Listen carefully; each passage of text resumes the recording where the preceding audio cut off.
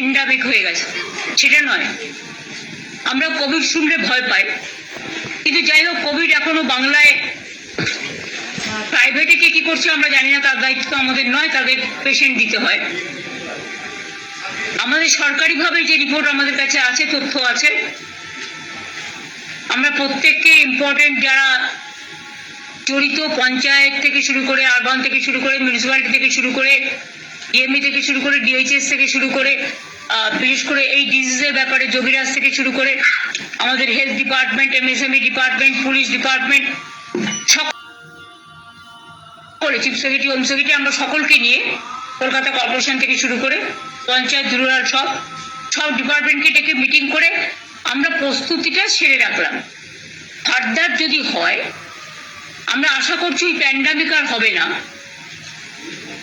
কারণ WHO already বলে দিয়েছে যে it's not pandemic, it is endemic, এরকম কিছু একটা শুনেছি। I may not be correct this question, কিন্তু আমরা যেটা মনে করি যে সতর্ক আমাদের থাকতে হবে, কোনো প্যানিকই ক্রিয়েট করা নয়।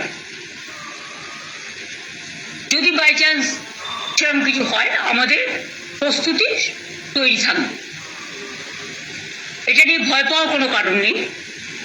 কিছু কিছু ক্ষেত্রে যাদের কোমরবিডিটিস আছে, যাদের লাংসের প্রবলেম আছে, চেস্টের প্রবলেম আছে, হার্টের প্রবলেম আছে, বা অন্যান্য নানা রকম প্রবলেম থাকতে পারে, এবং sometimes ageing is also the factor. সর্দি কাশি হলেও আমরা ভাবি, সর্দি কাশি হলেও একটা বুকে কফ জমে থাকলে শ্বাসকষ্ট হয়, যার জন্য নেবুলাইজার করা হয়, করে ওটাকে ক্লিয়ার করা হয়। তারা ডাক্তার দেখান, ট্রিটমেন্ট করুন। সরকার আপনাদের সাথে সবসময় ছিল, আছে, থাকবে। চেষ্টা করুন সরকারি হাসপাতালে চিকিৎসা করার, তাহলে আপনাদের আননেসেসারিলি কোনো একটা অসুখের নামে বেশি টাকা খরচ হবে না।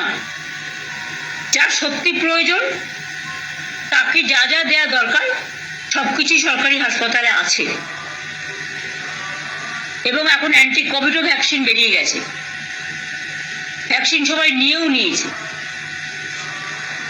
সুতরাং আমরা নিজেদের ইন্টারেস্টে নিজেরা মিটিংটা করলাম, যাতে ফার্দার যদি কখনো সেরকম পরিস্থিতি হয়, তখন আমরা যেন প্রস্তুতিটা রেখে দিতে পারি, যাতে কোনো অসুবিধে লোকের না হয়।